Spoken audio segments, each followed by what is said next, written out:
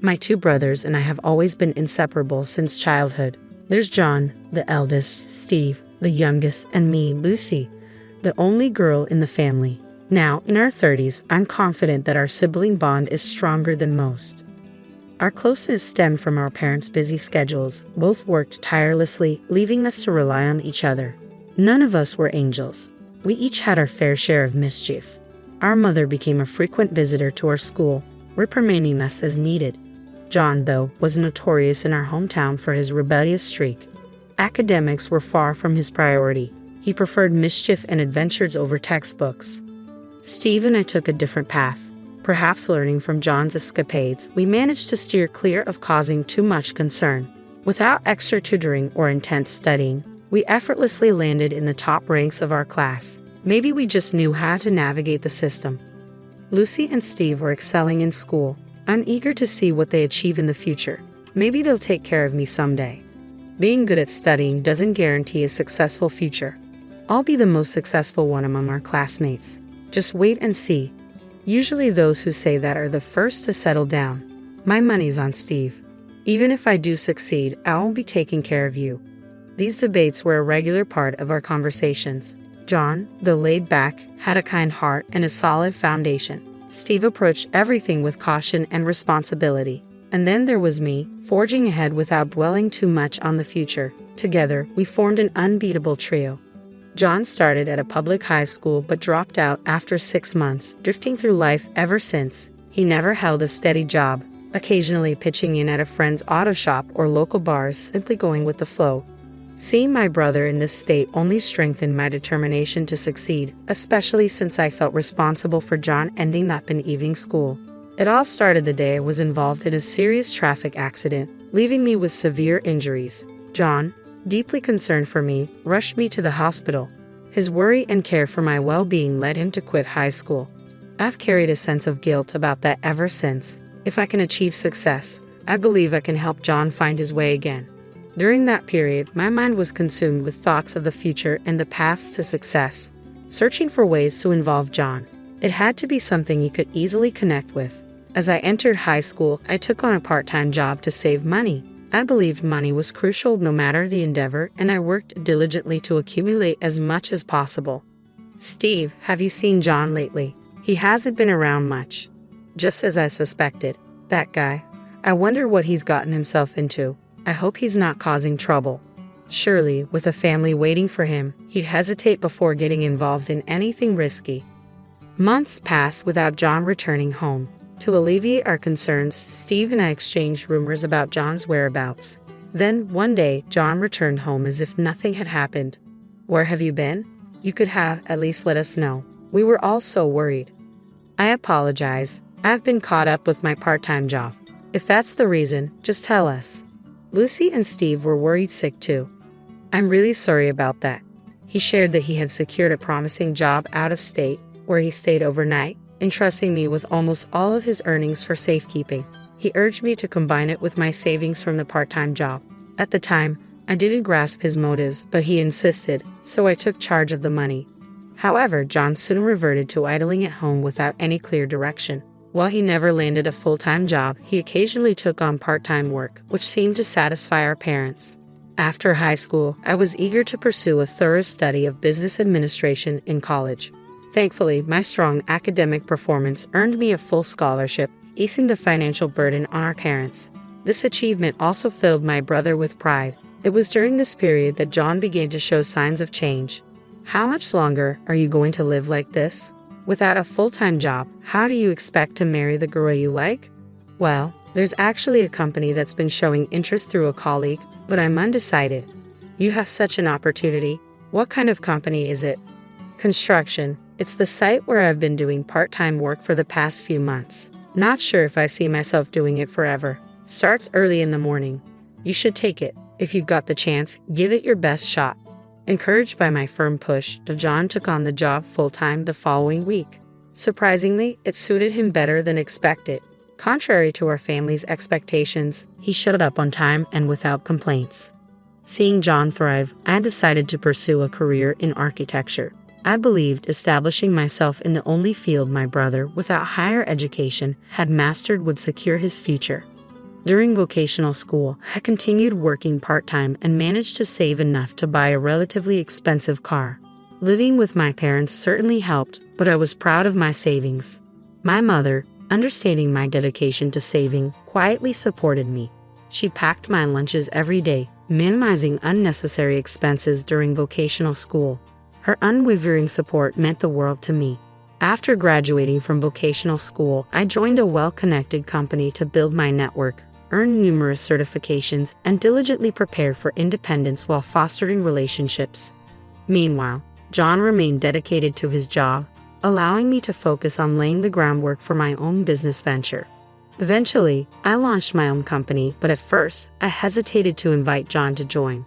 Financially, I couldn't afford both of us taking a risk simultaneously, so I opted to observe for a while.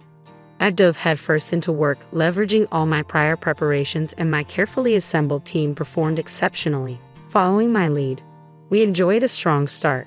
During this time, John moved out of our parents' home and began living independently, which made our meetings less frequent. I, too, was consumed with work and couldn't keep in touch regularly. A year into running my business, I finally extended an official offer to him. John, my company is finally stable now. I have something else to offer you. What I want to do next is expand the business further, and I need your help. Can you assist me?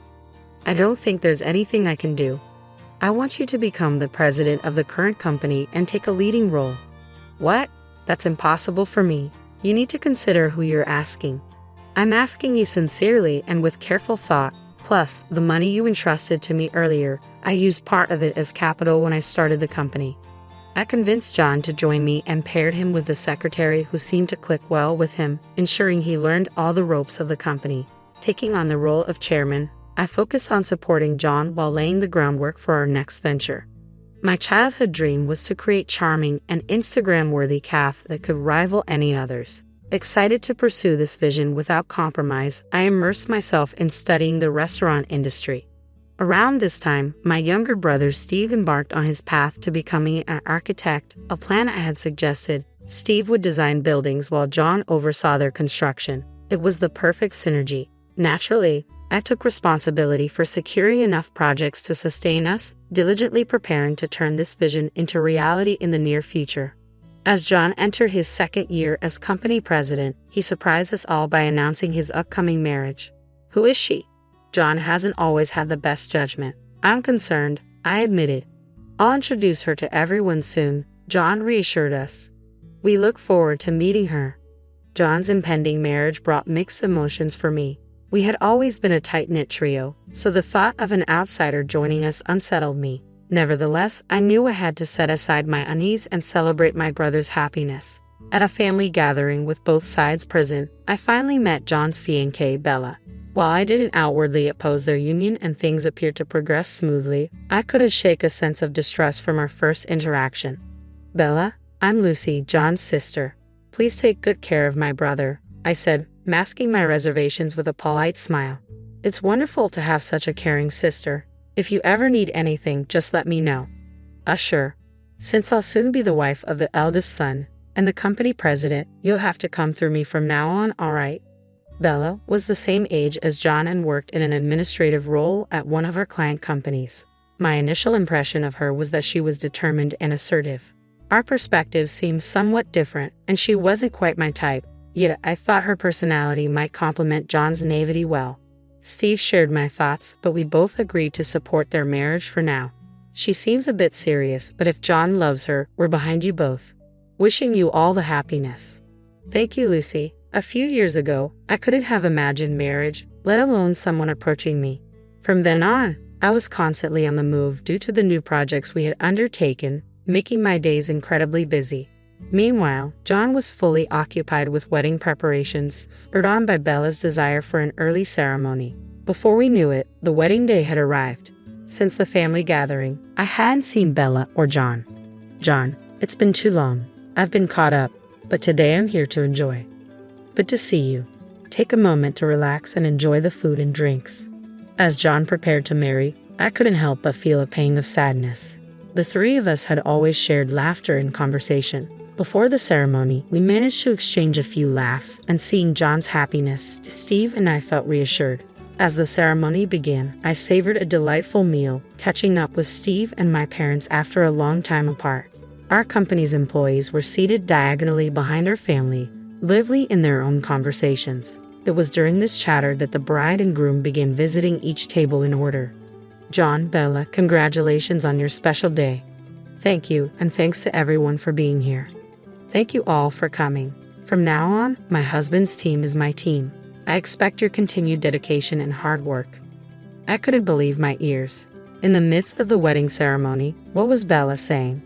Unable to hold back, I responded. Bella, the employees are strictly part of my brother's company.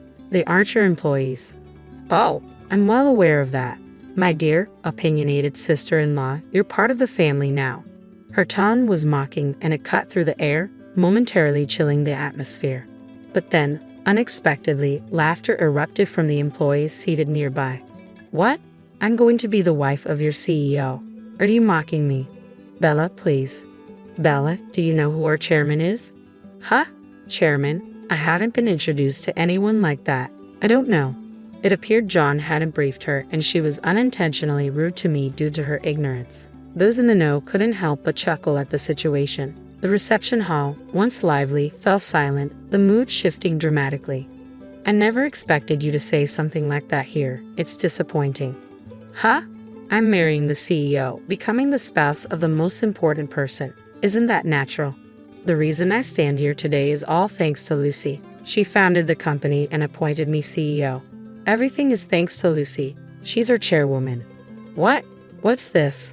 Why wasn't I informed? Realizing she was the only one unaware, Bella was furious.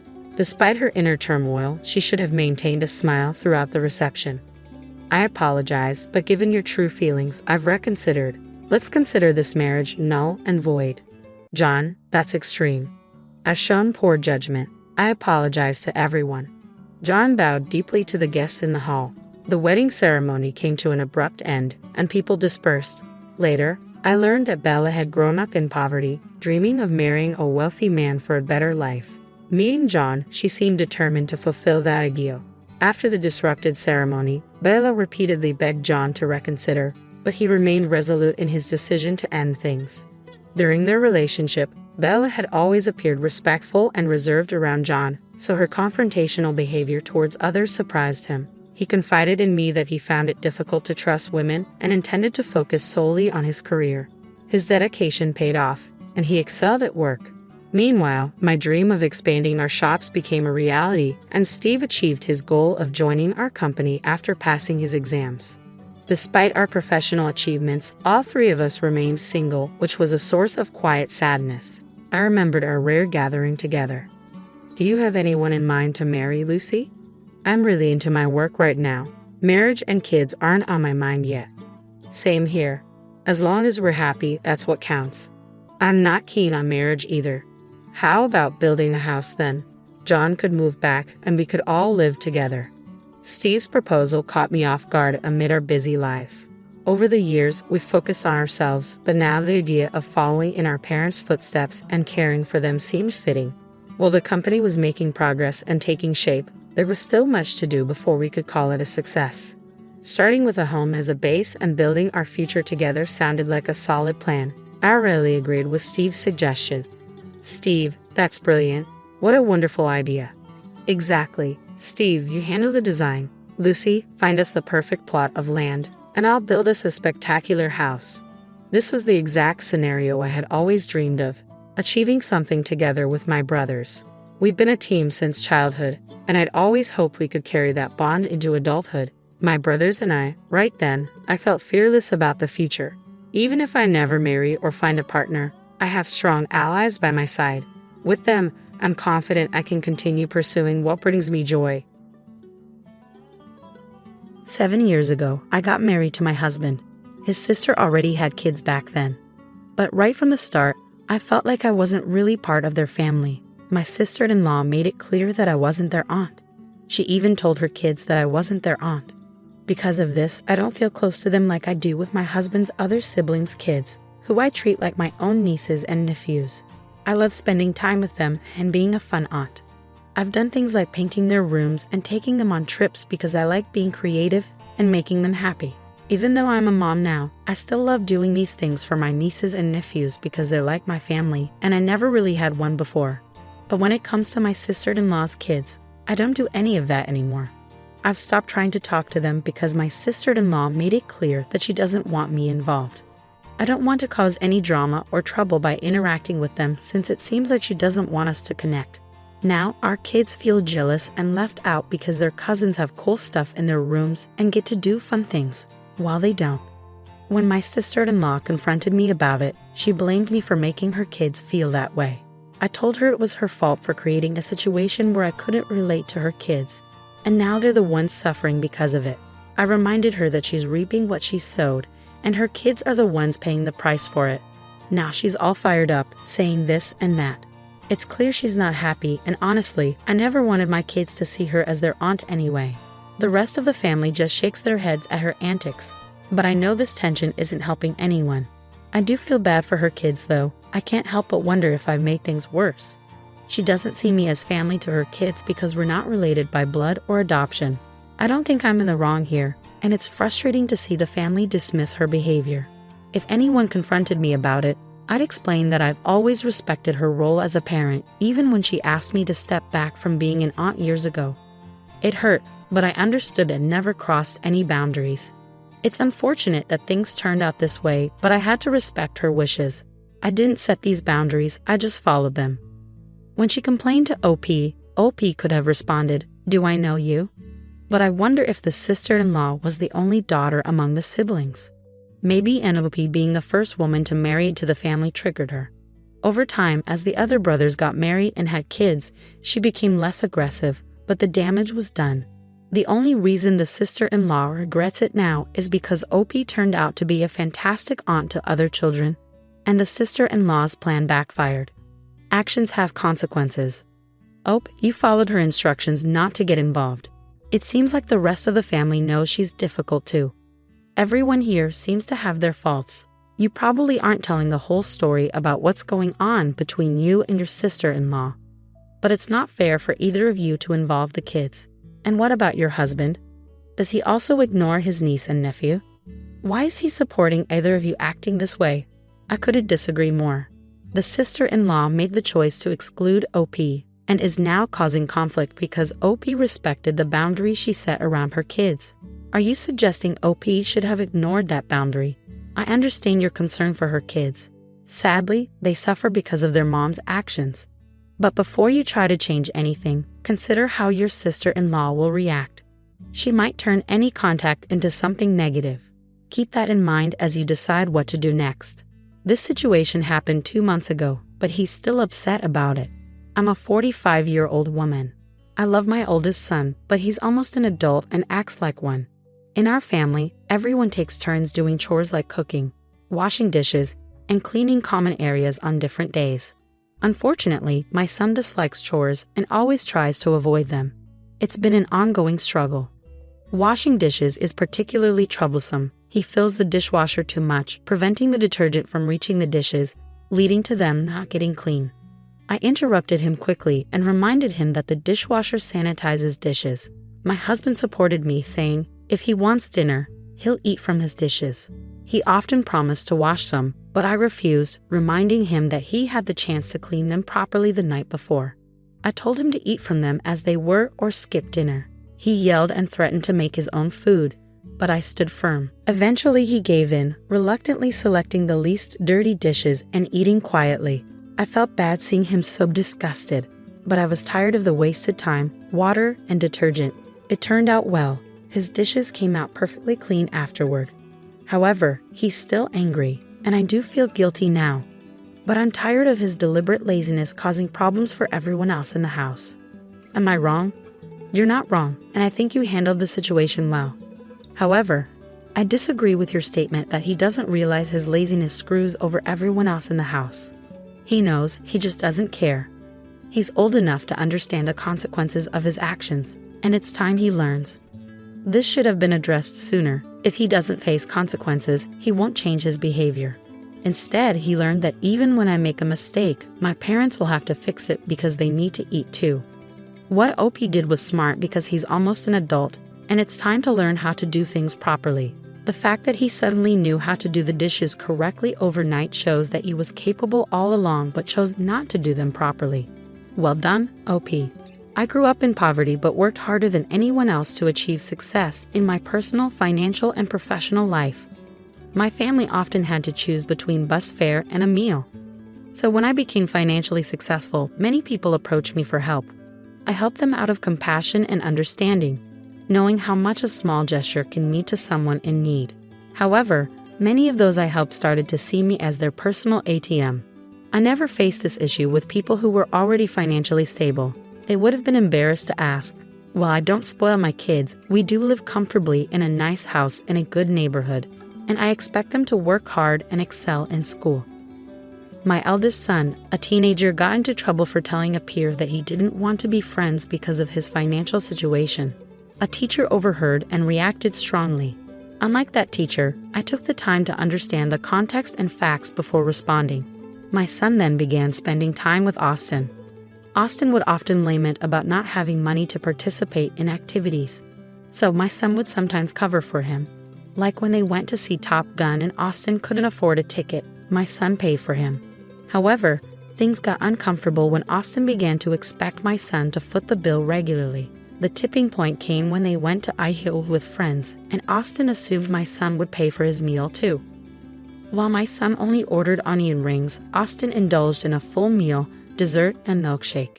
Later, my son vented to their friends about how little money he receives from me, and yet he still has to work as a tutor, only for Austin to take advantage of his generosity. Consequently, their friends distanced themselves from Austin. A few weeks later, in class, Austin wondered why he wasn't being invited to hang out anymore. My son replied, because he's tired of covering for him. Austin responded, but I'm poor. My son sarcastically remarked, oh, so you're too poor to be friends with? Maybe I should quit school and get a job like him. This exchange prompted a call from the teacher. I clarified the context of the conversation to the teacher, as she wasn't receptive when my son tried to explain it. She labeled my son as mean and threatened detention. I informed her that I would advise my son not to serve detention for this incident and asked her what she planned to do about it.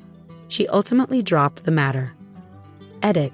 It's important to note that Austin isn't in extreme poverty. He has access to resources like last year's iPhone. He has the ability to work like other kids at their school, but chooses not to. You're not in the wrong here. Consider discussing with the head teacher the emotional toll on your son, who has been coerced into giving money repeatedly, and how the last incident bordered on theft. Your son deserves support in standing up to emotional manipulation and bullying, and he has the right to end the friendship. The teacher should have heard the whole story before jumping to conclusions. Everyone involved made mistakes here. While your son's outburst might warrant detention, it's not ideal for you to interfere with a teacher's disciplinary actions unless there's a significant issue with her approach. It might be beneficial to help your son improve how he expresses himself to avoid more serious consequences in the future. I agree, your son has the right to stand up for himself. But the way he expressed it could have been kinder. A more effective approach would have been to say something like, I don't want to be friends with someone who takes advantage of me, which addresses the real issue without targeting Austin's financial situation. Being overly confrontational with someone who feels entitled might lead to further trouble. Given the circumstances, your son's response wasn't entirely unreasonable.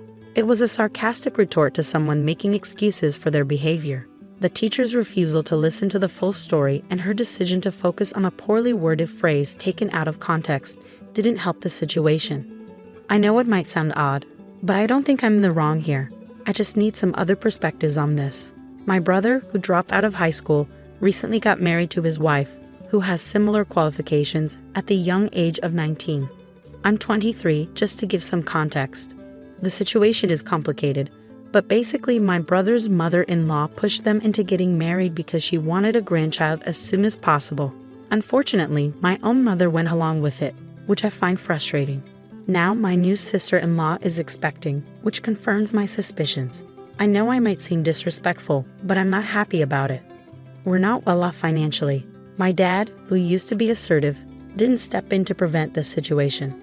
Ironically, he persuaded me against attending the college I wanted because of the high tuition fees. To cover the wedding costs, my dad borrowed money from my uncle, his brother, and now he's pressuring me to repay it because my brother and sister-in-law, being young and expecting, can't afford to. They told me they're in too much debt to get a loan from a bank, so it falls on me since I'm debt-free with savings and a job. When they brought this up, I didn't say anything. I just laughed and left. Now they're bombarding me with calls and texts asking for financial help, but I refuse to budge. It feels like we're living in completely different realities. It's not about culture or anything like that. Am I wrong for refusing to take out a loan for my family? Definitely not. Goodness, what a chaotic situation. If no one can afford to cover the wedding costs, what about the baby? It seems like they'll keep turning to you for loans they won't repay. Stand your ground. This isn't your problem to fix, so don't entertain further discussions about it. If they can't afford a lavish wedding without a substantial loan, maybe they should prioritize their resources for the baby instead. Laughing in their faces was a fitting response to such a ridiculous request. Oh, please ensure that you're the only one with access to your savings. Secure your accounts with updated passwords and avoid staying logged into online banking on shared devices. It's important to take these precautions, especially if your parents have access to personal information like your social security number and employment history. While you might believe they wouldn't take advantage of you, financial strain can drive people to make unexpected decisions. That's right. If they have your social security number, they could potentially open credit in your name, leaving you in a difficult situation. It's a quick process, but you can easily lock your credit by contacting the major reporting agencies, usually 3 of them, either by phone or online.